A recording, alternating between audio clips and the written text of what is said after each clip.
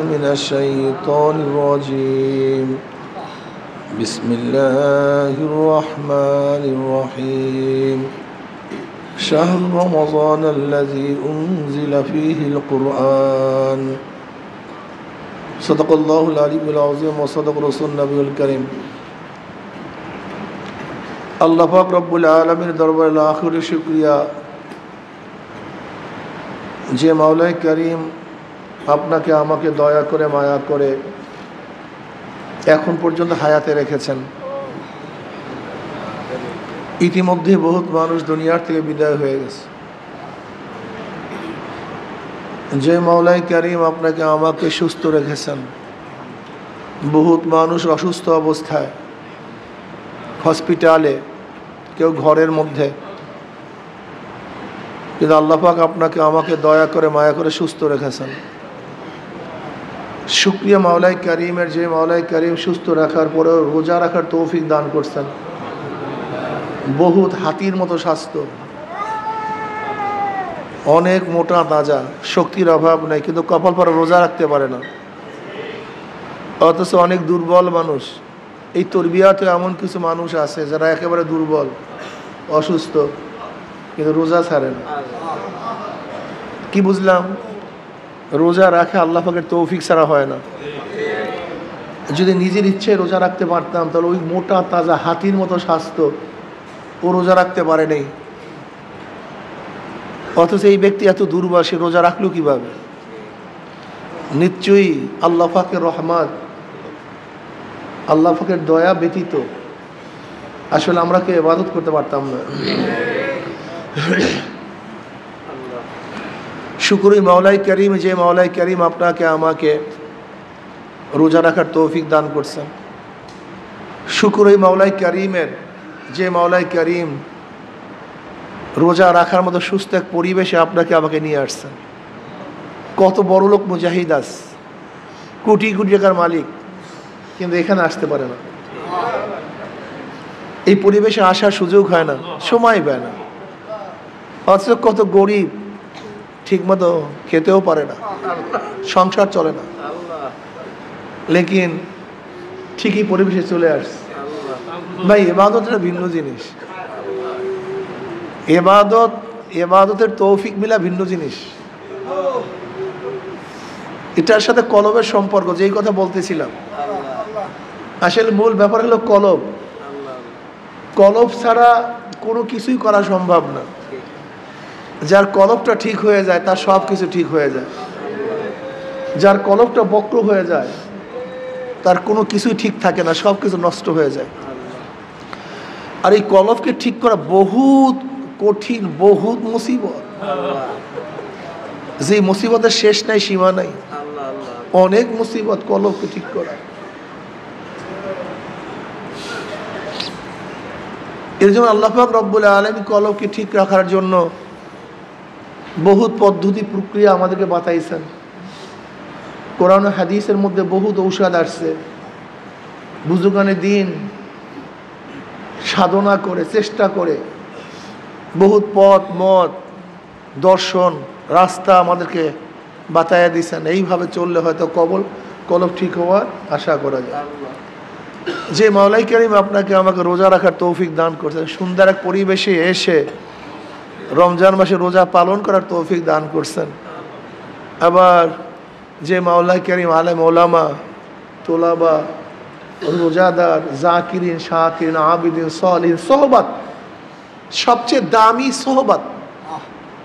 কালকে এক ছেলে আমাকে বলতেছে, কালকে না পরশু, যে হুজুর নেশাগ্রস্ত ছিলাম, রিহাবে ছিলাম, রিহাবে থাকার পরেও নেশা ছাড়তে পারিনি, কিন্তু চরমনায় ময়দানে আসার পরে আল্লাহ পাক নেশা ভুলাই দিছে। আমি বললাম, খবরদার, যারা তোমার আগের সাথী তাদের সাথে মিশবা না। এইটাই তোমার ফার্স্ট ঔষধ। এবং নেককার আল্লাহওয়ালাদের সোহবাতে থাকবা। তুমি হাজারো চেষ্টা করবে নেশা ছাড়ার জন্য, আর পুরান সাথীদের সাথে মিশবা, কিয়ামত পর্যন্ত ছাড়তে পারবা না। কিয়ামত পর্যন্ত ছাড়তে সবচেয়ে বড় দামি হলো সোহবাত। সোহবাতের যে দামি কোনো জিনিস নেই, সবচেয়ে দামি সোহবাত। শিক্ষায়, দীক্ষায় মানুষকে পরিবর্তন করতে পারে না, কিচ্ছু করতে পারে না, কিচ্ছু করতে পারে না। এই যে আবরার ফাহাদকে হত্যা কারা করছে? ইউনিভার্সিটি বুয়েটের ছাত্ররা, অনেক মেধাবী, কিন্তু সোহবাতের কারণে খুনি হয়ে গেছে। জাহাঙ্গীর ইউনিভার্সিটিতে 100 ধর্ষণ করবার সেঞ্চুরি কারা পালন করছে? মেধাবী শিক্ষিতরা। শিক্ষায় তাদেরকে পরিবর্তন করতে পারে নাই। আপনারা পত্রিকায় দেখেছেন, হেডলাইন আসছে, সকল শিক্ষিতই চোর না, কিন্তু যারা চুরি করে সবাই শিক্ষিত। সমস্ত শিক্ষিত কিন্তু যারা চুরি করে সবাই শিক্ষিত। এই যারা ঘুষ খায়, চুরি করে, সরকারি মাল লুটপাট করে, মানুষকে জুলুম করে, অত্যাচার করে, অবিচার করে, এরা সবাই বড় বড় ক্যাডার, বড় বড় শিক্ষিত, কিন্তু শিক্ষায় কিন্তু চরিত্র পরিবর্তন করতে পারে নাই, কিচ্ছু করতে পারে না। এই শিক্ষার মাধ্যমে শুধু হবে না। অনেকে বলে সুশিক্ষা, মাদ্রাসার হাজারো ছাত্ররা কি নষ্ট হয় না? হাজারো মুফতি, হাজারো মুহাদ্দিস, হাজারো হাফেজ, হাজারো মাদ্রাসার তোলাবা জন্মের মতো নষ্ট হয় না? কারণটা কি? কোরআন হাদিস শিখছে, লেকিন সোহবাত পায় নাই। সোহবাত ভিন্ন জিনিস। সোহবাত সবচেয়ে দামি। সোহবাত থেকে সাহাবি, সাহাবিরা তো দামি হওয়ার কারণটা কি? এই সোহবাতের কারণে। সোহবাতের কারণে হাজারো মাটি সুবাসিত হয়ে যায়, আর এই সোহবাতের কারণে হাজারো ফুল নষ্ট হয়ে যায়। এই মানুষগুলি সবই দামি। সরদার আলম আলাইহিস সালাতু ওয়াস সালাম ফরমান, আন-নাসু মাআদিনু কা মাআদিনিজ যাহাবি ওয়াল ফিদ্দা, খায়রুন ফিল জাহিলিয়াতি খায়রুন ফিল ইসলাম ইযা ফাকিহু। মুত্তাফাকুন আলাইহির মধ্যে হাদিস আছে, মানুষগুলি সোনা রূপার খনির ন্যায় খনি। এরা প্রত্যেকে খনি, সোনার উপর খনির ন্যায় খনি। আর নাসু মাআদিনু কা মাআদিনিজ যাহাবি ওয়াল ফিদ্দা, মানুষগুলি সোনা এবং রূপার। এখানে মুমিনের কথা বলা হয় নাই, মুত্তাকিনের কথা বলা হয় নাই, নামাজির কথা বলা হয় নাই। নাস মানুষ, মানুষ সমূহ সোনা রূপার খনির নাই কি?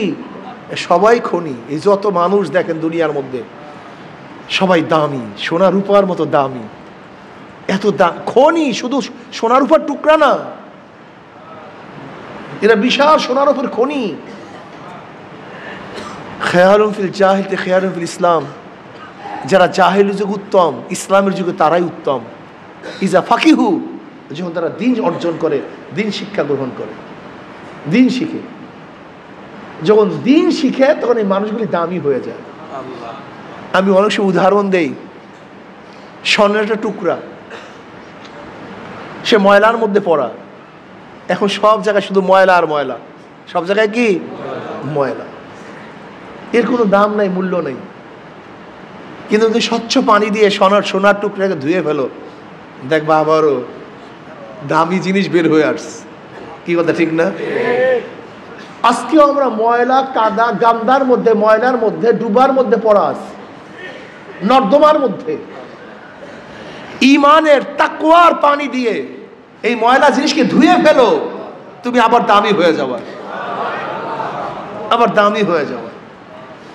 আর নাসু মাআদিনু কা মাআদিনিজ যাহাবি ওয়াল ফিদ্দা। এই যে কোরআন ও হাদিসের বাণী দিয়ে হুদাল লিন-নাস, এই কোরআন আসছে কেন? এই মানুষকে হেদায়েত করার জন্য, রাহনুমাই করার জন্য, এই খারাপ মানুষদেরকে বাঁচাবার জন্য, তাদেরকে হেদায়েত করার জন্য। এর জন্য এই কোরআন দুনিয়াতে আসছে, হুদাল লিন-নাস ওয়া বাইয়িনাতিন মিনাল হুদা। এই কোরআন আসছে কেন দুনিয়াতে? নবী আলাইহিস সালাতু ওয়াস সালাম আসছেন কেন? এই গান্দা নর্দমার মধ্যে পড়া লোকগুলিকে উঠাইয়া উঠাইয়া ঈমান, ইসলামের তাকওয়ার পানি দিয়ে ধুইয়া একেবারে ফেরেশতা তুল্য বানায়া দেওয়া। ইমাম গাজ্জালী রাহমাতুল্লাহ আলাইহি বলেন, আল্লাহ পাক তার কুদরতে 3 ধরনের মাখলুকাত সৃষ্টি করেছেন। কয় ধরনের মাখলুকাত সৃষ্টি করেছেন? 3 ধরনের মাখলুকাত সৃষ্টি করেছেন। এটা সব স্মরণ রাখবেন। কয় ধরনের মাখলুক সৃষ্টি করছেন? নাম্বার 1 জানোয়ার, নাম্বার 2 ফেরেশতা, নাম্বার 3 মানুষ। হ্যাঁ বলেন, 1 নম্বরে কি, 2 নম্বরে, 3 নম্বরে? মাশাআল্লাহ, এই তো ভালো। জানোয়ারকে আল্লাহ পাক প্রবৃত্তি দান করছে, চাহিদা দান করছে। কি দান করছে? প্রবৃত্তি, চাহিদা। খাওয়ার চাহিদা আছে কি নাই? পান করার চাহিদা আছে কি নাই? পায়খানা প্রস্রাবের চাহিদা আছে কি নাই? যৌনতার চাহিদা আছে কি নাই? কিন্তু আকল নাই, জ্ঞান নাই। আছে চাহিদা, নাই কি? জ্ঞান নেই, শুধু চাহিদা। খাওয়ার চাহিদা, যৌনতার চাহিদা, প্রস্রাব করার চাহিদা, পায়খানা করার চাহিদা, পান করার চাহিদা। নাই কি? কি নাই? জ্ঞান নাই। আছে কি? চাহিদা। আছে কি? নাই কি? জ্ঞান নেই, চাহিদা আছে। ফেরেশতা তার উল্টা, আল্লাহ পাক তাকে ভরপুর জ্ঞান দান করছে। কি দান করছে? ভরপুর আকলের অভাব নাই, জ্ঞানের অভাব নাই। জমনের আকল আলা, জমনের আবে সলে, সারাদিন ইবাদতের মধ্যে আছে। আল্লাহ পাক এরকম হাজারো ফেরেশতা নাজিল তৈয়ার করছেন সৃষ্টির থেকে এই দাঁড়ানো অবস্থায়, এই আল্লাহর সামনে দাঁড়ানো অবস্থা, এই এক দাঁড়ানো অবস্থা কিয়ামত পর্যন্ত হাজারো ফেরেশতা এরকম সৃষ্টি করছেন সৃষ্টির পর থেকে রুকু অবস্থায়, এক রুকু থেকে কিয়ামত পর্যন্ত। হাজারো ফেরেশতা সৃষ্টি করছেন সৃষ্টির পর থেকে সেজদা অবস্থায়, এই এক সেজদায়। এরপরও যখন কিয়ামতের ময়দান উঠবে তাদের পাঁজর কাঁপতে থাকবে, এরকম এরকম পাঁজর থর থর থর করে কাঁপতে থাকবে। কেন? আল্লাহ তোমার যেইভাবে ইবাদত করার দরকার ছিল, উচিত ছিল, সে ইবাদত সেইভাবে করতে পারিনি। দেখেন, সৃষ্টির পর থেকে সেজদার মধ্যে, সৃষ্টির পর থেকে রুকুর মধ্যে, সৃষ্টির পর থেকে কিয়ামের মধ্যে, সৃষ্টির পর থেকে তাসবিহাতের মধ্যে, সৃষ্টির পর থেকে এক মুহূর্তের জন্য, এক সেকেন্ডের জন্য নাফরমানির মধ্যে জড়িত হয় নাই। এক সেকেন্ডের জন্য আল্লাহর অবদ্ধ হয় না, এক সেকেন্ডের জন্য অবদ্ধ, এক সেকেন্ডের ইবাদত থেকে নিজেকে মুক্ত রাখে নাই। এরপরও যখন কিয়ামতের ময়দান উঠবে তাদের পাঁজর থর থর থর থর করে কাঁপতে থাকবে ভয়ে। কেন? আল্লাহ যেইভাবে তোমার ইবাদত করার দরকার ছিল, উচিত ছিল, সেই ইবাদত করতে পারেনি। বনি আদম, ও বনি আদম, আমরা 2 রাকাত নামাজ, 2-1টা সিজদা দেওয়ার পরেই নিজেকে কি মনে করি?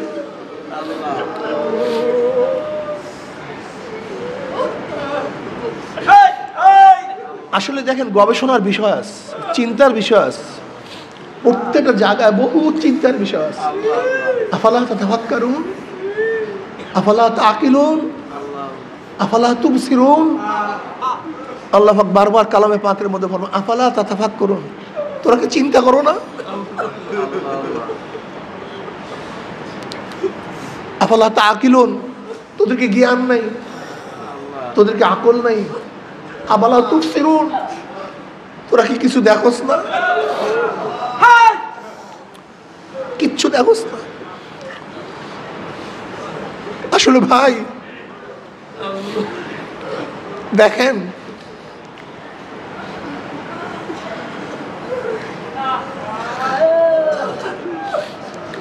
ওয়াজাক্কির ফাইন্না যিকরা তানফাউল মুমিনিন। আসলে ওয়াজ তো আমরা সবাই জানি,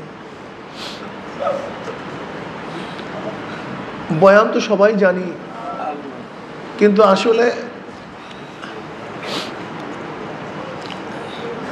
আলোচনার মাধ্যমে আবার জানা জিনিসের মধ্যে নতুনত্ব পয়দা হয়।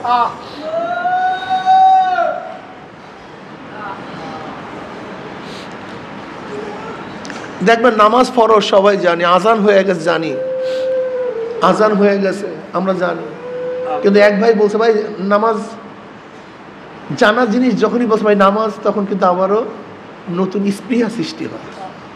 জানি না তা না, জানি, কিন্তু আলোচনার মাধ্যমে আমার নতুনভাবে স্প্রিয়ার সৃষ্টি হয়। ওয়াজাক্কির ফাইন্না যিকরা তানফাউল মুমিনিন, বারবার নসিহত করো, বারবার আলোচনা করো। আলোচনার মাধ্যমে মুমিনদের কি হয় ভাই? ফায়দা হয়, উপকার হয়।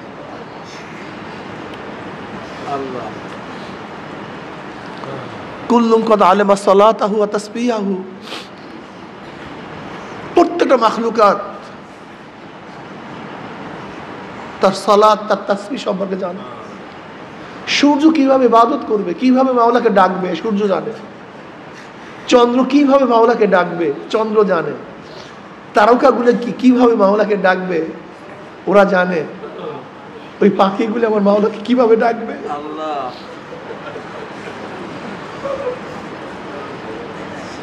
হাদিসের মধ্যে আসছে, যেই বাড়িতে জানোয়ার থাকে, মুরগি থাকে, পাখি থাকে, সেই পাখির আল্লাহর রহমত নাজেল হতে থাকে। বলে কেন? ওই পাখিগুলো সবসময় মাওলাকে ডাকতে থাকে। বিশ্বাস করেন, আমার রুমের ভেন্টিলেটরের মধ্যে চড়ুই পাখি বাসা করছে। আমি তো সাধারণত ফজরের পর ঘুমাই, এত ডিস্টার্ব করে। আমি আবার চিন্তা করলাম, যাক ডিস্টার্ব একটু করে করুক, যেহেতু ঘরের মধ্যেই আছে, ওরা সবসময় ওরা জিকিরই করতে থাকে, ওরা তো জিকিরই করতে থাকে। পাখিগুলি জিকির করে। ইমাম গাজালি রহমতুল্লাহ আলাই দেখছি একটা ঘটনা বয়ান করছেন, হাদিসে তো উদ্ধৃতি দিয়েছেন, যে মাখলুকাতের জীবন হলো জিকির। মাখলুকাতের জীবন কি? হায়াত হলো জিকির। যতক্ষণ তারা জিকির করতে থাকবে ততক্ষণ হায়াত পাবে, আর যখন জিকির বন্ধ হয়ে যাবে তখন তারা মারা যাবে। হাদিসের মধ্যে নবী আলাইহিস সালাতু ওয়াস সালাম ফরমান, মাসালুল্লাযী ইয়াযকুরু রাব্বাহু ওয়াল্লাযী লা ইয়াযকুরু রাব্বাহু মাসালুল হাইয়্যি ওয়াল মাইয়্যিত। যারা জিকির করে তারা জিন্দা, বুখারীর মধ্যে রওয়ায়াত আছে। যারা জিকির করে তারা জিন্দা, আর যারা জিকির করে না তারা মৃত্যু। আল্লামা মিরিক রহমাতুল্লাহ আলাইহি, আল্লামা মিরিক রহমাতুল্লাহ আলাইহি বহুত বড় একজন বুজুর্গ ছিলেন, বহুত বড় বুজুর্গ ছিলেন। তার বুজুর্গির মাপকাঠি হলো, তার বুজুর্গি হলো, তিনি যা স্বপ্ন দেখতেন সেই স্বপ্ন বাস্তবায়ন হইত।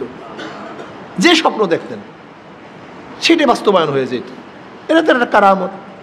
কারামতুল আউলিয়া হাক্কুন, ওলিদের কারামত, এটা সত্য। তা আল্লামা মিরিক রহমাতুল্লাহ আলাইহি আর একজন বুজুর্গর সাথে দেখা করার জন্য রওনা করছে। দেখেন, বুজুর্গদের সোহবাত ইখতিয়ার করে। এক বুজুর্গ আর এক বুজুর্গের সোহবাতে যায়। প্রত্যেক বুজুর্গের রং ঢং ভিন্ন, তাদের মধ্যে আল্লাহ পাক যোগ্যতাও ভিন্ন দান করছেন। এক বুজুর্গ আর এক বুজুর্গের কাছে গেলে এমনি তাদের মধ্যে ফায়দা হয়। তা যাই হোক, রওনা করছেন। তা তৎকালীন সময় তো আর গাড়ি, প্লেন বা ট্রেনের কোনো সফর ছিল না, ঘোড়ায় উঠে হেঁটে হেঁটে যেতে হইতো, অনেক কষ্টের সফর। তা রওনা করছেন, যাইতেছেন, পথের মধ্যে ঘুমাইতেছেন।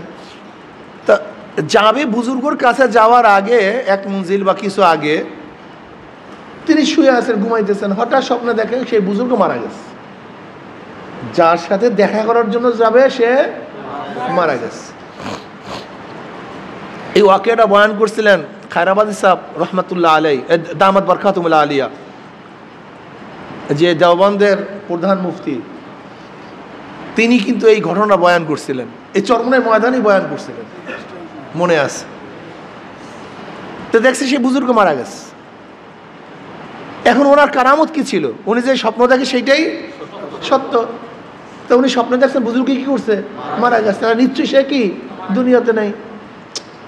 এখন চিন্তা করছে, এত দূরে আসলাম অথচ তাকে পাইলাম না, তার সান্নিধ্য অর্জন করতে পারলাম না, তার সোহবাত ইখতিয়ার করতে পারলাম না, কি করি? এখন ফিরে যাবো এত দূর আসার পরেও। তো উনি চিন্তা করছে ঠিক আছে না যাই, তার দরবার দেখে আসি, কমপক্ষে তার কবরটা জিয়ারত করিয়ে আসি, এটাও তো ফায়দার থেকে খালি না। গেছেন, গিয়ে দেখেন যে না সে মারা যায়নি, সে জেতাস, উনি তার চেয়ে হয়ে গেছে।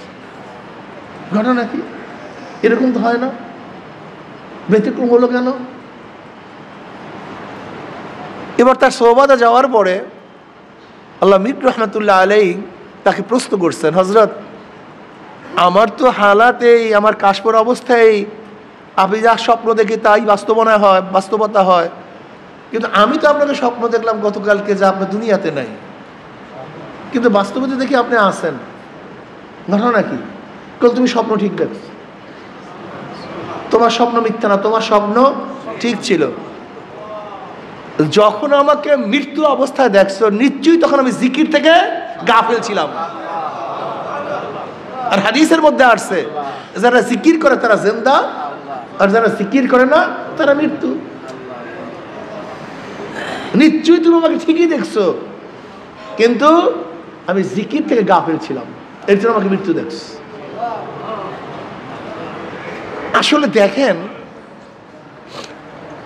আমাদের চিন্তা ভাবনা আর আল্লাহ ওয়ালাদের চিন্তা ভাবনা কিন্তু এক না।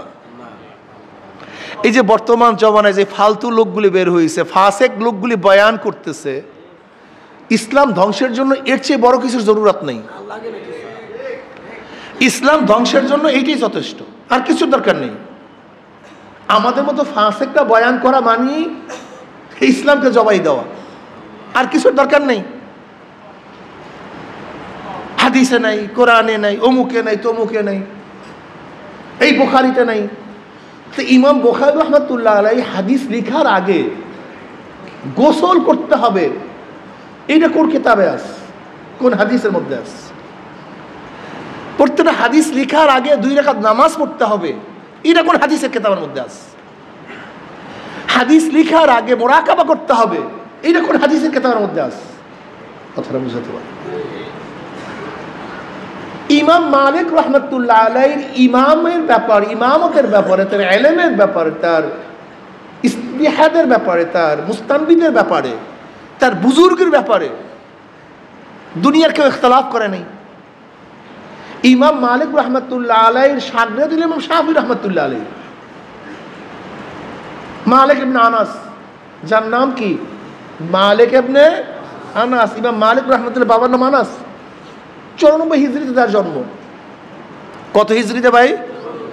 আর ইমাম আজম আবু হানিফা রাহমাতুল্লাহ জন্ম হল 80 হিজরিতে। সাহাবাদের যুগ 100 হিজরি পর্যন্ত। তো ইমাম শাফির, ইমাম আজম রহমতুল্লাহ তো তাবি, সে তো তাবি, অনেক উঁচা মর্যাদার লোক সে।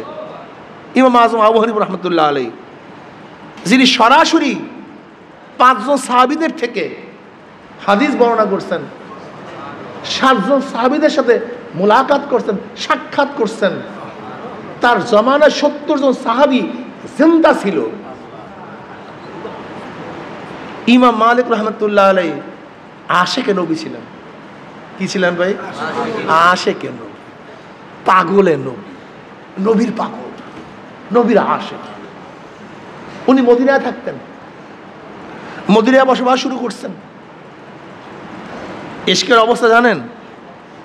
এই বেয়াকুফেরা যারা শুধু কোরআনে নাই হাদিসে নাই, কোরআনে নাই হাদিসে নাই, কোরআনে নাই হাদিসে নাই, এই ওয়াকিয়া শোনো এবং অস্বীকার করার ক্ষমতা থাকলে অস্বীকার করো। তাহলে ইমাম মালিক রহমতুল্লাহ আঙ্গুল তুলো, তাকে নক্তা ধরো, তাকে ভুল ধরো, এরপরে সামনে কদম বাড়াও। ইমাম মালিক রহমতুল্লাহ আলাইহি মদিনায় কোনো সময় জুতা পরতেন না, জুতা পায়ে দিতেন না। তাই বেটা, মদিনায় জুতা পায়ে দেওয়া যাবে না, কোন হাদিসের মধ্যে আছে? কোন কোরআনের মধ্যে আছে? আমাকে বলো তো। ইমাম মালিক রহমতুল্লাহ আলাইহি যখন পায়খানা প্রস্রাবে ধরতো, মদিনার এরিয়ার মধ্যে পায়খানা প্রস্রাব করতেন না, মদিনার বাইরে চলে যাইতেন। কোন হাদিসের কিতাবের মধ্যে আসছে?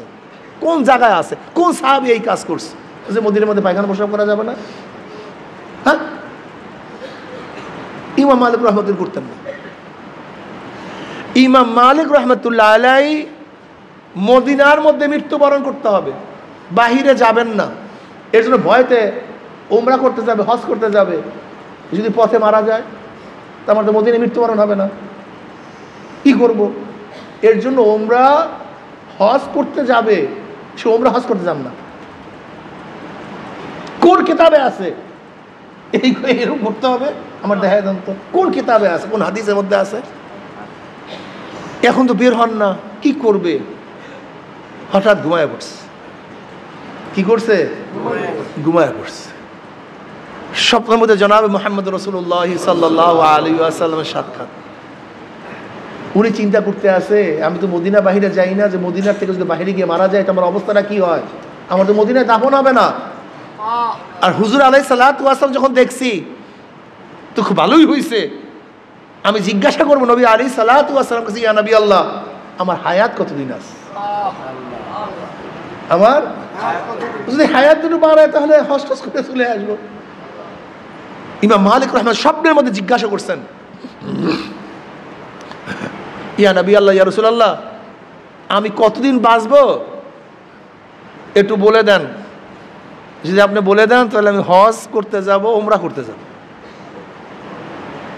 নবী আলাইহিস সালাতু ওয়াস সালাম এরকম হাত উঁচা করলেন। কি করলেন? হাত উঁচা করলেন, আর কিছু বললেন না। ইমাম মালিক রহমতুল্লাহ আলাইহি চিন্তা করলেন, আমি কয়দিন হায়াত? 5 দিন, 5 মাস না 5 বছর। শুধু তো হাত উঠেছে, আর তো কিছু বলেন। কি উঠেছে? হাত উঠেছে। কি করা যায়?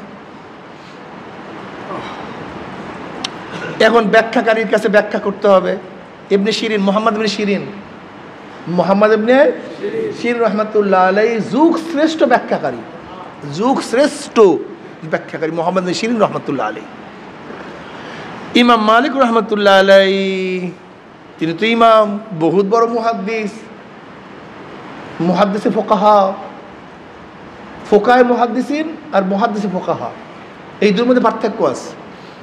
ইমাম মালিক রহমতুল্লাহ আলাইহি ছিলেন মুহাদ্দিসিন ফুকাহা, আর ইমাম আজম আহমদ রহমতুল্লাহ ছিলেন ফুকাহে মুহাদ্দিসিন।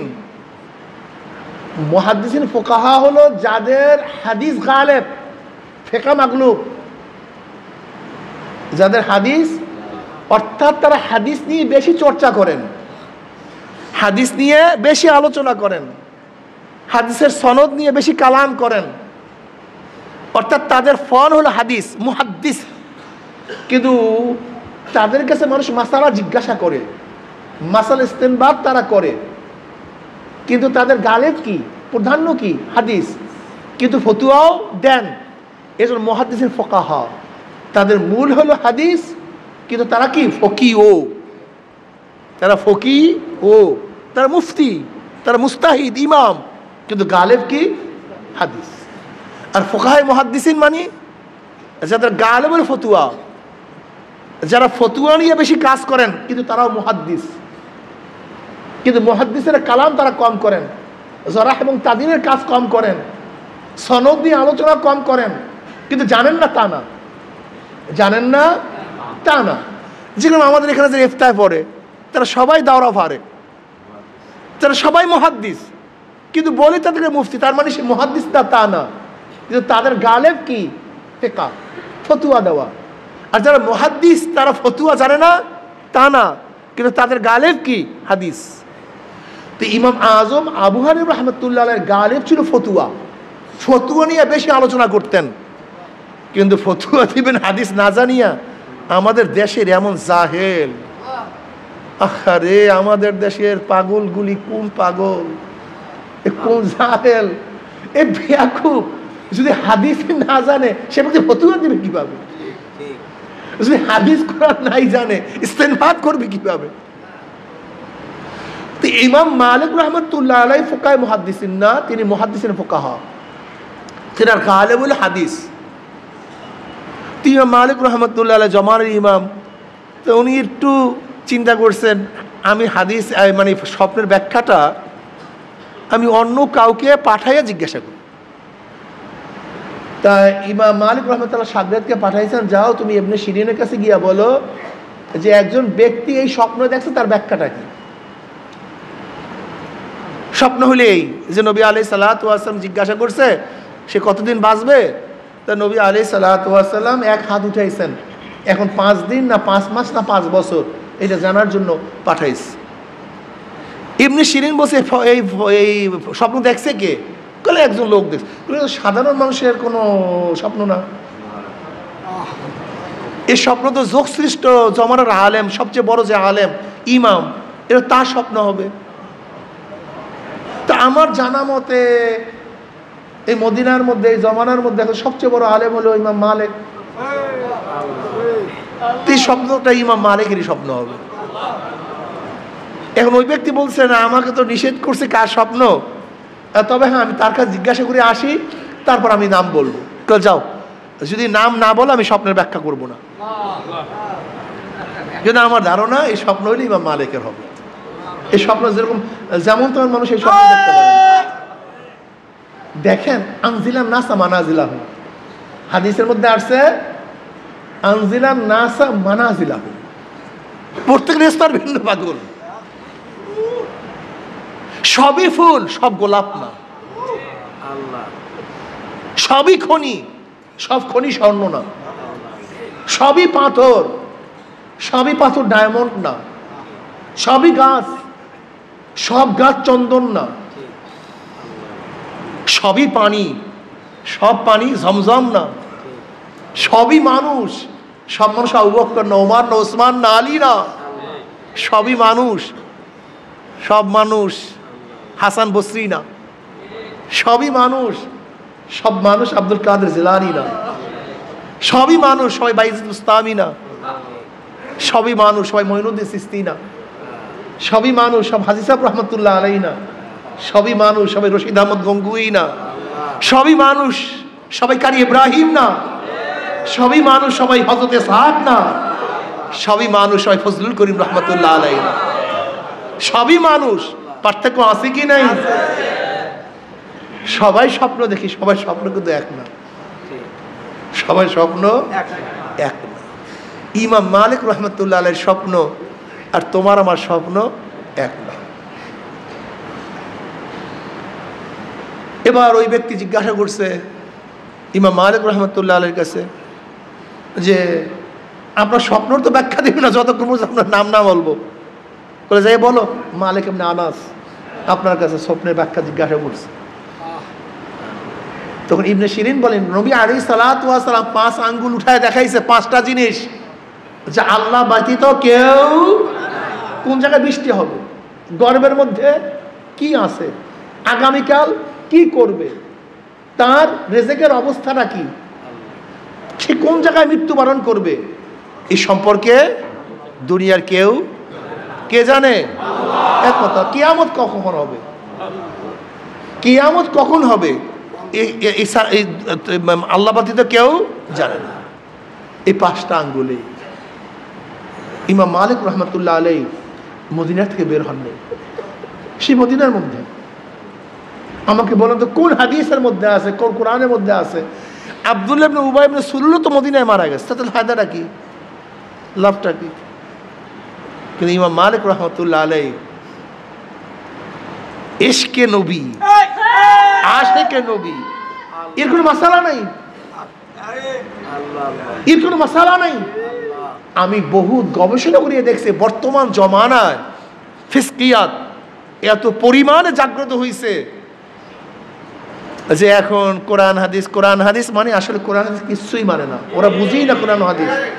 যদি কোরআন ও হাদিস এত মানতে ইমাম মালিক রহমতুল্লাহ আলাইহি যারা কোরআন হাদিসের ব্যাখ্যা দিছে তারা কি কোরআন হাদিস বুঝে নাই? ইমাম বুখারী রহমতুল্লাহ হাদিস লিখছে সে কোরআন হাদিসের ব্যাখ্যা বুঝে নাই? ইমাম মালিক রহমতুল্লাহ আলাইহির শাগির্দ ইমাম শাফি রহমতুল্লাহ আলাইহি, ইমাম শাফি রহমতুল্লাহ শাগির্দ ইমাম আহমদ হাম্বল রহমতুল্লাহ আলাইহি। দেখেন ইমাম মালিক কে আর ইমাম আজম কে, এগুলি জানতে হবে তোমাকে আমাকে। ইমাম মালিক রহমতুল্লাহ আলাইহির শাগির্দ ইমাম শাফি, শাফি রহমতুল্লাহ বাড়ি কোথায়? মক্কায়। ইমাম শাফি রহমাতুল্লাহ বাড়ি কোথায়? জন্ম কত হিজরিতে? 150 হিজরিতে। ইমাম শাফি রহমাতুল্লাহ জন্ম হয়েছেন 150 হিজরিতে। গরিবের সন্তান। মদিনায় আসছে ইমাম মালিক রহমাতুল্লাহ আলাইহির কাছে ইলম অর্জন করার জন্য। এর জন্য ইলম অর্জন করার জন্য সফর করতে হয়।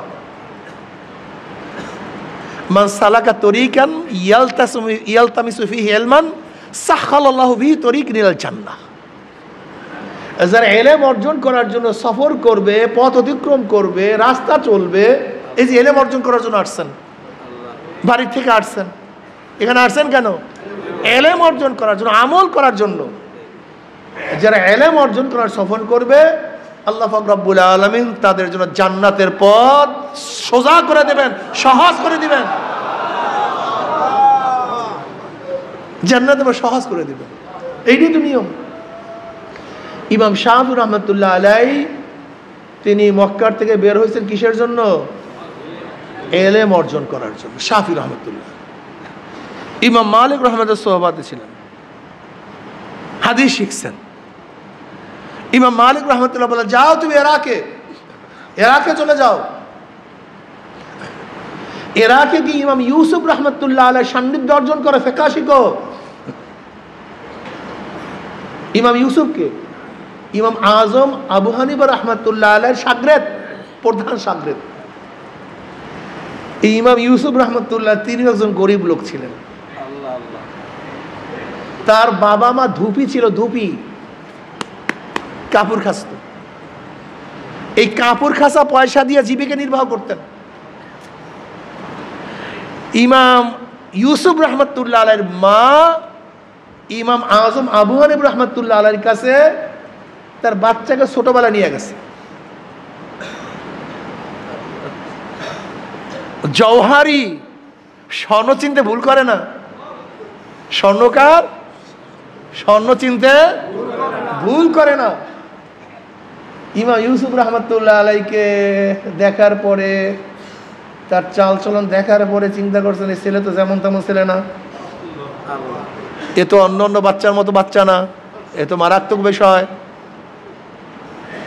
এবার ইমাম আজম আবু রহমাতুল্লাহ তার মাকে বলতেছে, তোমার বাচ্চাটাকে আমাকে দিয়ে যাও, আমি তাকে পড়াই, আমি শিক্ষা দীক্ষা দেই, আমার কাছে দিয়ে যাও। তো ঠিক আছে, রাখেন। আবার কয়েকদিন পর আসছে, বলে আমার ছেলেটাকে দিয়ে দেন। বলে কেন, কি হয়েছে?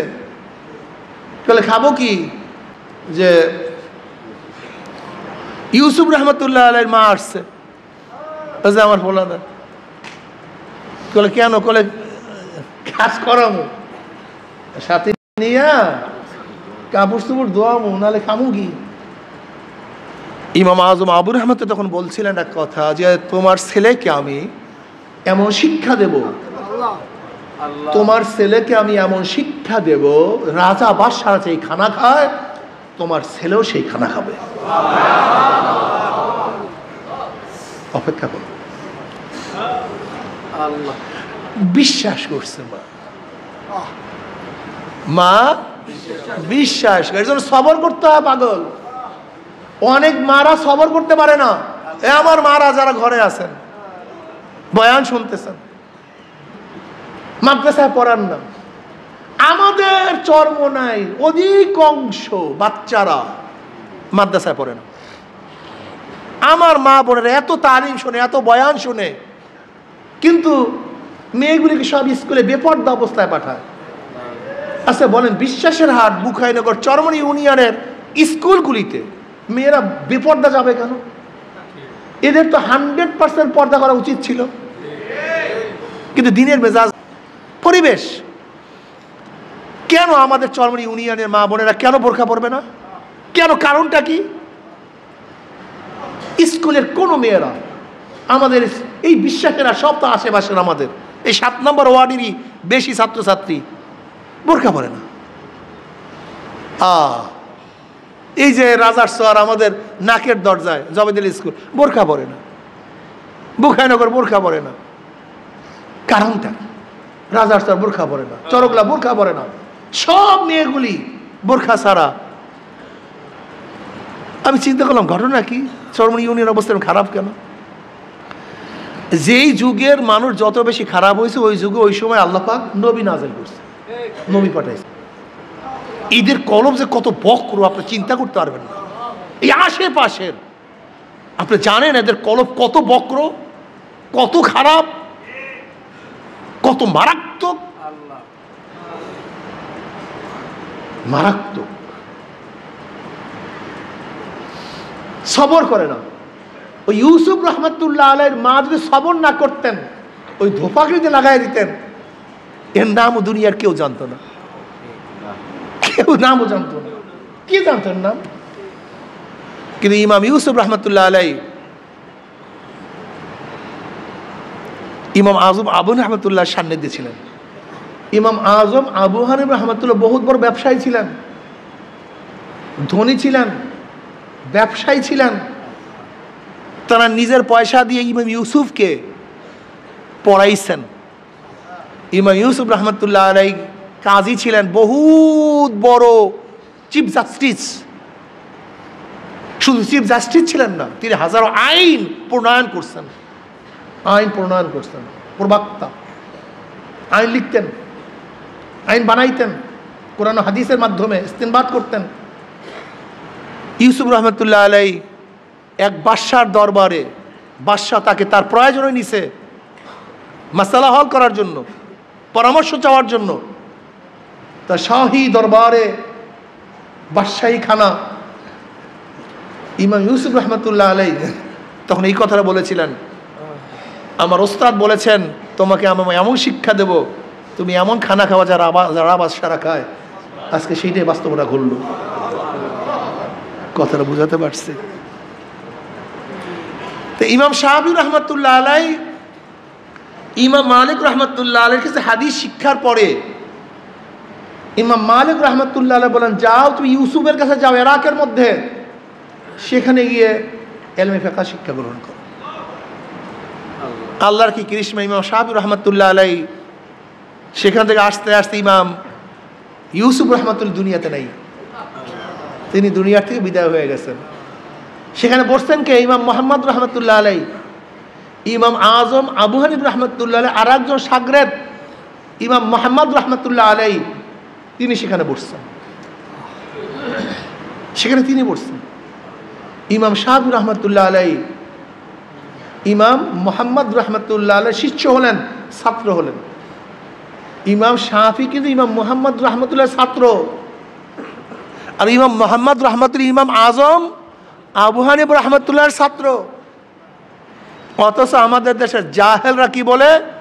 ইমাম আজম তিনি হাদিস জানেন না। আস্তাগফিরুল্লাহ। বিয়াকুবির তো একটা চরম সীমা থাকা চাই, এ চরম সীমা অতিক্রম করছে। ইমাম শাফি রহমতুল্লাহ আলাইহি সেখান থেকে এলেম অর্জন করার পরে মিশরে চলে যান। ইমাম মোহাম্মদ রহমতুল্লাহ আলাইহি থেকে এলেম অর্জন করার পরে মিশরে চলে যান। উনি আজীবন মিশরে ইন্তেকাল করেন। ইমাম শাফি রহমতুল্লাহ আলাইহি যখন ইমাম মোহাম্মদ রহমতুল্লাহ আলাইহি থেকে বিদায় হন, তিনি তখন বলছেন, হামালতু আন মুহাম্মাদিন বিকরু বাঈরান, আমি মোহাম্মদ থেকে এক উট বোঝা পরিমাণ এলেম অর্জন করছি। এত এলেম ছিল তার। এই ইমাম শাফি রহমতুল্লাহ আলাইহি শাগরেদ ইমাম আহমদ হাম্বল রহমতুল্লাহ আলাইহি, আর ইমাম আহমদ হাম্বল রহমতুল্লাহ শাগরেদ ইমাম বুখারী রহমতুল্লাহ আলাইহি। যাই হোক, আমি যেটা বলতেছিলাম, ইমাম মালিক রহমতুল্লাহ এত বড় ইমাম, এত বড় মুহাদ্দিস, এত বড় মুফতি, কিন্তু এশকে নবীর হালাতটা কি? মদিনার থেকে বের হয়নি, মদিনায় পায়না পোশাক করেনি, নদীনে জুতা পায়ে দিয়ে হাঁটতেন না। এর কারণটা কি? এখানে কেতাবে লেখা আছে, মানে এশক এবং মোহাব্বত কেতাবে লেখা থাকে না, এটা অন্তরের বিষয়, এটা কলবের বিষয়। এশকে আসল আস্তু কুসু বরফুরু আল্লাহ হর কে জুজমা শুকে বাকি জুমলা সু। এশকের আগুন যদি কলবে একবার লাগিয়া যায়, তাহলে সব চালাইয়া পুরাইয়া সব সারকার করিয়া বলে, কিচ্ছু ঠিক থাকে না। আসলে তোমার আমার মধ্যে এশক এবং মোহাব্বত নেই, ভালোবাসা নেই। লা তাকুমুস সাআহ হাত্তা ইয়াকুলু ফিল আরদি আল্লাহ আল্লাহ। ততক্ষণ পর্যন্ত কিয়ামত হবে না যতক্ষণ পর্যন্ত গোটা দুনিয়ার মধ্যে আল্লাহ আল্লাহ আল্লাহ বলার মধ্যে একজন লোক থাকবে, ততক্ষণ পর্যন্ত দুনিয়াতে কি হবে না। তার মানে লোকগুলি আস্তে আস্তে ভালোর দিকে যাবে না খারাপের দিকে যাবে? কথা কয় না, ভালোর দিকে না খারাপের দিকে? তো বর্তমানে আমরা যে ফতুয়া টতুয়া বয়ান করা শুরু করি, জাহান্নামে যাওয়ার জন্য অন্য জায়গায় দরকার নেই, তো এই যথেষ্ট। বর্তমানে আমাদের বক্তারা যা সমস্ত কাজ করি, যা শুরু করছি, দলগুলি যা কাজ শুরু করছে, বর্তমানে হাজারো ইসলামী দল ইসলামের নামে যা শুরু করছে, আশ্চর্য হয়ে যায়। এই যদি ইসলাম হয়, তা গায়ের ইসলাম কি? এটি ইসলাম হয়, ইসলামের ধ্বংসের আলামত কি? এটি ইসলাম হয়, তাই ইসলামের কিয়ামতের আলামতটা কি? দেখেন চরমনায় মুজাহিদরা সংখ্যা আস্তে আস্তে কমতে থাকবে, বাড়বে না। ইসলামের মুসলমান মুহাম্মাদের সংখ্যা আস্তে আস্তে বাড়বে না। সতর্ক থাকিয়েন, জানোয়ারের পাল হয়েন না, মহিষের পাল হবেন না।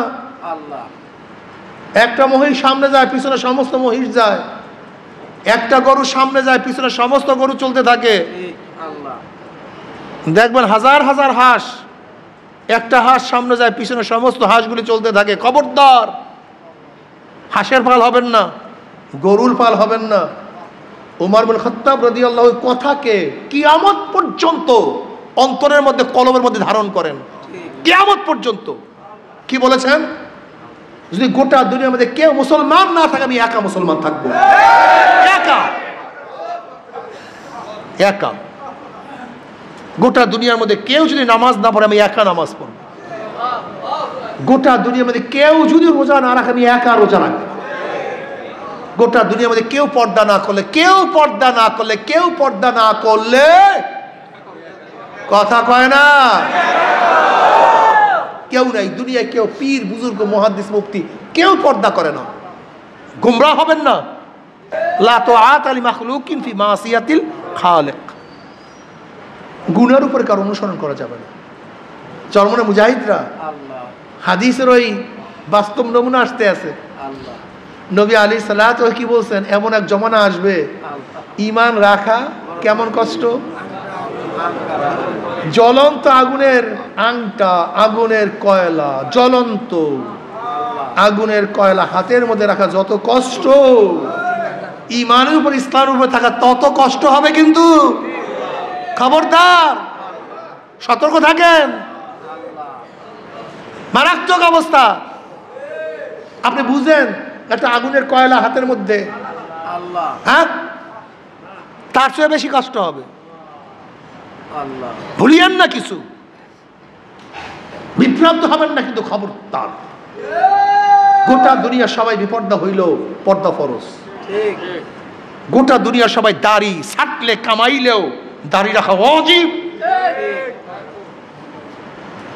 সবাই দাড়ি কামায়, সমস্ত ওলামায়ে কেরাম দাড়ি কামায়, ছাটে, কিন্তু দাড়ি রাখা কিন্তু ওয়াজিব।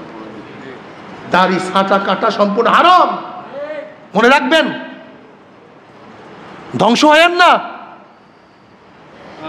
জমানা খুবই খতরনাক, ঈমানের উপর থাকা খুবই মুসিবত। জানি না কয়দিন কি হয়, খুব কঠিন মাসালা, খুব শক্ত থাকেন। শায়েখ রহমতুল্লাহ আলাই, আমাদের শায়েখ মুর্শিদ রহমতুল্লাহ আলাই যেই পথের উপরে ছিলেন, যেই মতের উপরে ছিলেন, পাহাড় নড়িয়া যাবে ইনশাআল্লাহ, মত ছাড়বো না ইনশাআল্লাহ। কেন? মৃত্যুর পরে এখন আর নতুন ভাবে তার নতুন কিছু করার নেই। তিনি যা করছেন আমরা দেখছি শরিয়া সম্মত, এর জন্য এই কথা বললাম। যদি তিনি বেঁচে থাকতেন তাই কথা বলতে পারতাম না, কারণ জানি না তার ভবিষ্যতে কি হয়।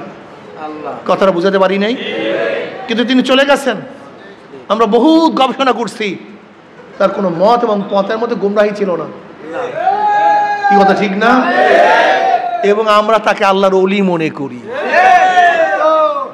আমি বিশ্বাস করি যতদিন পর্যন্ত এই আল্লাহর কুতুবের আদর্শ নীতির উপরে কায়েম ও দায়েম থাকবেন, আশা করি ইনশাআল্লাহ যেমন আমাদের দাদাজান আব্বাজান রহমতুল্লাহ আলাই তারা স্পষ্ট আল্লাহ পাকের জাতের উপরে ভরসা করে বলেছেন, তোমাদেরকে যে 5 ঔষধ রাখলাম যদি ঠিক মতো থাকতে পারো, শয়তান পাহাড় টলাতে পারে, তোমাদের ঈমান টলাতে পারবে না ইনশাআল্লাহ।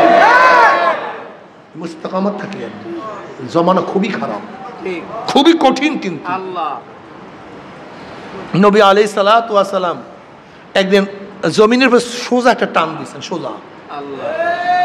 এরপর টান দেওয়ার এদিকে টান দিয়েছেন, এদিকে টান দিয়েছেন, এদিকে টান দিয়েছেন, এদিকে টান দিয়েছেন।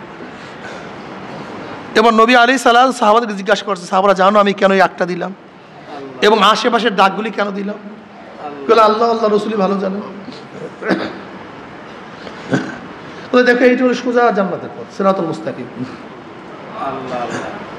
এই সোজা পথটা কি? সবাই বলেন কিসের পথ? জান্নাত। ওই সোজা জান্নাতের পথ। আর আশেপাশের পথগুলি কি? গোমরাহির পথ, জাহান্নামের পথ। ফলে দেখো তোমরা যখন জান্নাতের পথে চলতে যাও, প্রত্যেকটা মোড়ে মোড়ে শয়তান দাঁড়ানো আছে। কত সুন্দর উদাহরণ রে, কত সুন্দর নবী আলাইহিস সালাম বুঝাইয়া দিস। প্রত্যেকটা মোড়ে মোড়ে মোড়ে মোড়ে প্রত্যেকটা পদে পদে কি দাঁড়ানো আছে?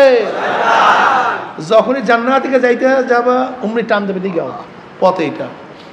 মুজাহিদের সামনে যাবা আবার টান দেবে, পথ এইটা। আবার সামনে যাবা, পথ এইটা।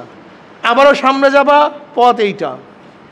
খবরদার এদিক ওদিকে যাওয়া যাবে না। যে যেই মানের শয়তানের ধোকাও সেই মানে, যে শয়তানের ধোকাও। আব্দুল কাদের জিলানী রহমতুল্লাহ আলাই একদিন রাস্তা দিয়ে হাঁটতেছেন, দেখেন মেঘ ছায়া দিতে আসে। কি ছায়া দেয়? তিনি হাঁটতেছেন, ছায়া দিয়া চলতেছে মেঘ। তাকে দেখতেছে, তার সাথে সাথে চলতেছে। আপনার আমি কি মনে করতাম বিশাল বুজুর্গ, আমার সে বড় বুজুর্গ আর কি আছে, মেঘ আমাকে ছায়া দেয়।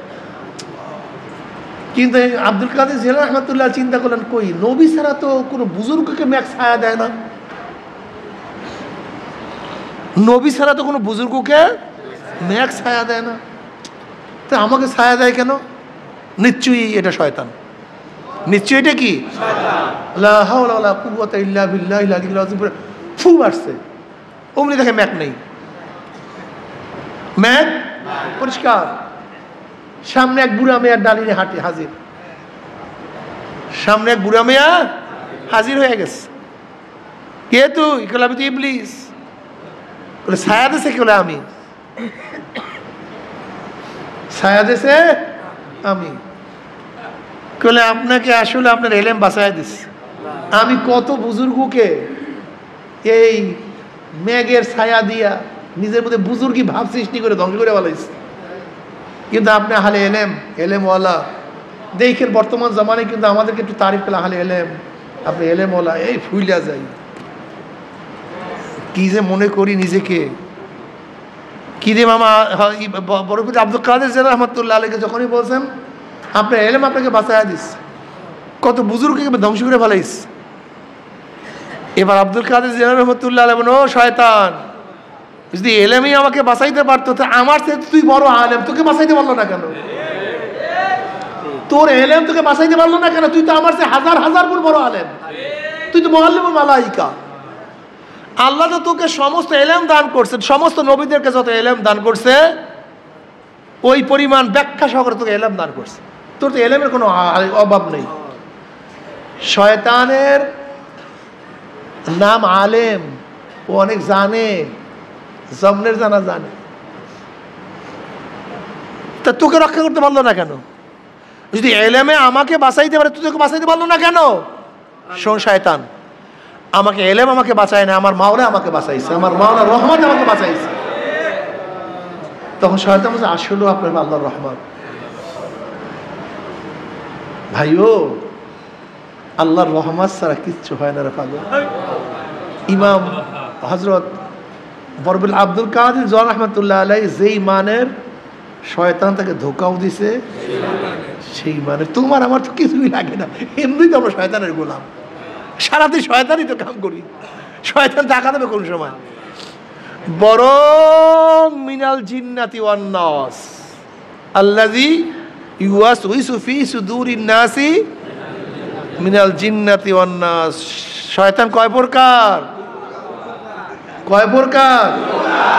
জিন শয়তান, এর মধ্যে শেষ শয়তান কোনটা? মানুষ শয়তান। মিনাল জিন্নাতি ওয়ান নাস, তার মানে মানুষ শয়তান অনেক বড় শয়তান। এই মারক তো অসোয়াশা দেয়। এর জন্য ভাইও চরমনাইতে যারা আছেন খুব সতর্ক থাকিয়েন, খুব সতর্ক থাকিয়েন, খুব সতর্ক। খবরদার, আল্লাহর কুতুব রহমতুল্লাহ আলাই যেই মত, যেই পথ, যেই আদর্শ রাখছেন, ইনশাআল্লাহ ভুল হওয়ার ভুল তো এখন তার, সে তো মাঝি হয়ে গেছে, মাঝি তো তার ভুল হয় না। মাঝি তো সব, নতুন হওয়ার কিছু নাই, ভুল সঠিক সব তো মাঝিতে। কথাটা বুঝাতে পারি নাই। আমি এখানে আসছি, আমার আসার মতো কোনো ভুল আছে? আমি যাব, যাইতেও পারি, কিন্তু মাঝির মধ্যে কি থাকে না? শক থাকে না, সন্দেহ থাকে না। হাল মুস্তাকবিলের মধ্যে কি থাকে? সন্দেহ থাকে। জিনিসটা বুঝাতে পারি। তার শায়েখ রহমতুল্লাহ আলাইহি সব কিছু অতীত হয়ে গেছে, নতুনভাবে ভুল হওয়ার সম্ভাবনা নাই। ভুল সদ্য সব শেষ, বাঁচা গোছা সব শেষ। তার যতগুলি সঠিক বিষয় আছে, ওই বিষয়গুলির উপরে যে ইনশাআল্লাহ আমরা ইস্তেকামত থাকতে পারি, আশা করা যায় ইনশাআল্লাহ, আশা করা যায় ইনশাআল্লাহ, তাহলে এই কাফেলা একদিন না একদিন জান্নাতে যেতে পারবে, যদি আল্লাহ কবুল করেন। রাজি আছেন ইনশাআল্লাহ? খুব সতর্ক থাকেন, আর মাঝে মাঝে মাওলার কাছে দোয়া করি। ইয়াবা মোরায়ানা বায়াম জুস্তু জুয়েমি কুনাম হাসেল আয়াদ ইয়ানা আয়াদ আরজু এমি কুনাম। এইটা বেশি বেশি হাজী সাহেব রহমতুল্লাহ আলাইহি এই বয়াতটা বেশি বেশি পড়তেন। হাজী সাহেব রহমতুল্লাহ আলাইহি, হাজী ইমদাদুল্লাহ মুহাজিরে মক্কি রহমতুল্লাহ আলাইহি বারবার বলতেন, ইয়াবা মোরায়ানা বায়াম জুস্তু জুয়েমি কুনাম হাসিলা ইয়াদ ইয়ানা ইয়াদ আরজু এমি কুনাম। মাওলা ধরা দাও অথবা নাই দাও, আমার ডাকে সাড়া দাও অথবা নাই দাও, আমাকে কবুল করো অথবা নাই করো, মাফ করো অথবা নাই করো, আমি তোমার দরজার নখ ছাড়বো না, করতেই থাকবো। তোমার পথ ছাড়বো না, তোমার পথেই থাকবো। তোমার ডাক ছাড়বো না, তোমাকে আল্লাহ বলিয়া ডাকতে থাকবো। ইয়াবা মুরায়ানা বায়াম জুস্তু জুয়েমি কুনাম হাসলা ইয়াদিয়ানা ইয়াদার জুয়েমি কুনাম। যিকরুল মুহাব্বতি ইয়া মাওলা ইয়া ইয়াসকারানি ওয়া হাল রাআইতা মুহিব্বান গায়রা সাকরানি। মাওলার মহাব্বতে দেখবা তোমাকে পাগল করিয়া দিবে, মাওলার মহাব্বতে তোমাকে বেহুশ করিয়া ফেলাইবে, মাওলার জিকির তোমাকে অস্থির করিয়া ফেলাইবে।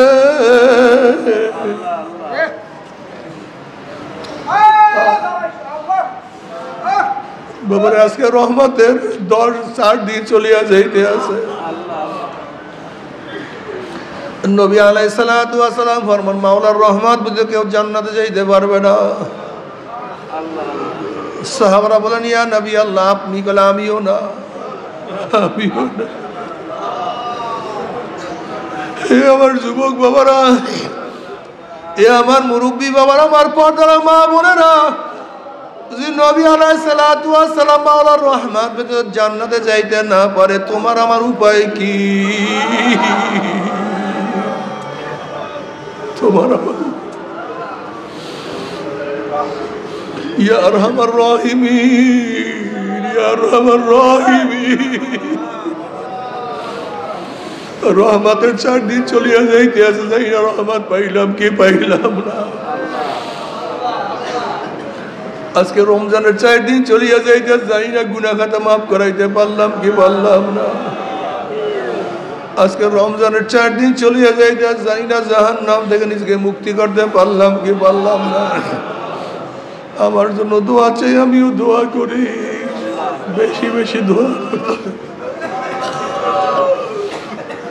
আল্লাহ পাক যদি কবুল করেন, আল্লাহ যেন রমজান মাসে কবুল করে, আল্লাহ যদি কবুল করেন রমজান মাসে শুক্রবারে কবুল। আল্লাহুম্মা আমিন, আল্লাহুম্মা আমিন। আল্লাহ যখন কবুল করবে ঈমানের সাথে কবুল করিও, আল্লাহ যখন কবুল করবে ঈমানের সাথে কবুল করি। আল্লাহ আল্লাহ যখন কবুল করবে ঈমানের সাথে কবুল করবে।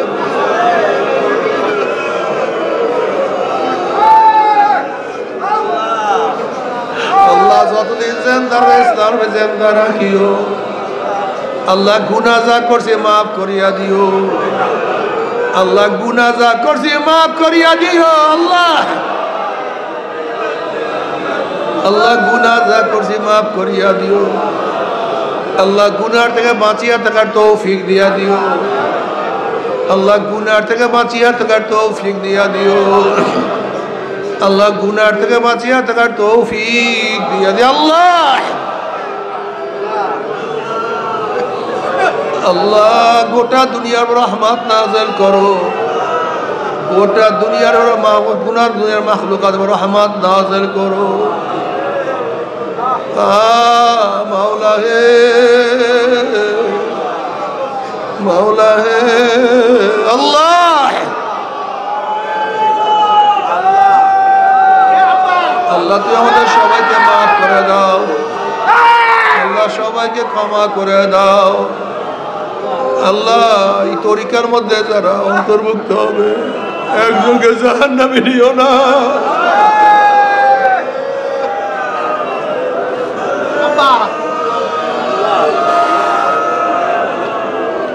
রশিদ আহমদ গঙ্গুই রহমাতুল্লাহ আলাই কাবা শরীফের সাথে মাথা টাকার দোয়া করে 3 দিন পরে বলে আলহামদুলিল্লাহ মাওলা আমার দোয়া কবুল করছে। বলে কি দোয়া? বলে মাওলার কাছে দোয়া করছে, মাওলা হে এই তরিকার মধ্যে যারা অন্তর্ভুক্ত হবে একজনকে জাহান্নামে নিও না।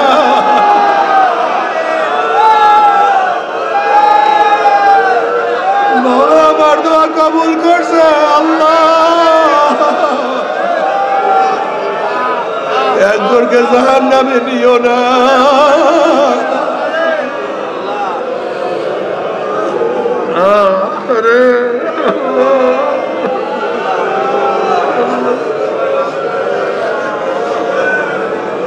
একজনকে জাহান্নামে নিও না। আল্লাহ আল্লাহ আমরা যারা হাত তুললাম, আমাদের বাপ মা দাদা দাদু নানা স্ত্রী পুত্র পরিজন আত্মীয় স্বজন ভাই বন্ধু নানা নানু দাদা দাদু বংশের যে যে কবর সবার কবর আযাব চিরতরে মাফ করে দাও। খাস করে আমাদের শায়খ মুর্শিদের কবরকে জান্নাতের বাগিচা বানা দাও। দাদা দাদার কবরকে জান্নাতের বাগিচা বানা দাও। এই তরিকার সমস্ত মাশায়েখদের কবরকে জান্নাতের বাগিচা বানা দাও। মায়ের কবরকে জান্নাতের বাগিচা বানা দাও। নসলের যত মানুষ আছে সবার কবরকে জান্নাতের বাগিচা বানা দাও। আমাদের আওলা তোমার খাস গোলাম বাদশা কবুল করে না। রব্বি জিদনি ইলমা রব্বি ইয়াসসির ওয়া লা তুআসসির ওয়া তাম্মিম বিল খায়র রব্বিরহামহুমা কামা রাব্বায়ানি সাগীরা। وصلى الله تعالى على خير خلقه محمد وآله وأصحابه وأزواجه وأتباعه أجمعين وارحمنا معهم برحمتك يا أرحم